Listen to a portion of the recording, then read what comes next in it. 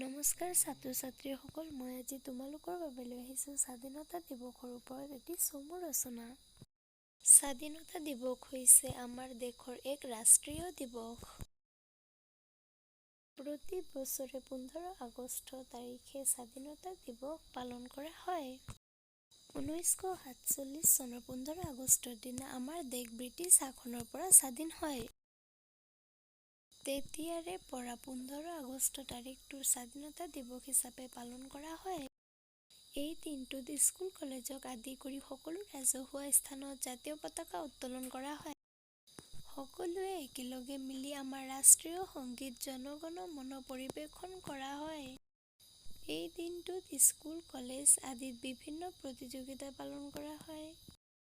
ৰাজধানী চহৰকে আদি কৰি বিভিন্ন স্থানত স্বাধীনতা দিৱসৰ দিনা সৈন্যবাহিনীৰ দ্বাৰা বিভিন্ন কলা-কৌশল প্ৰদৰ্শন কৰা হয়।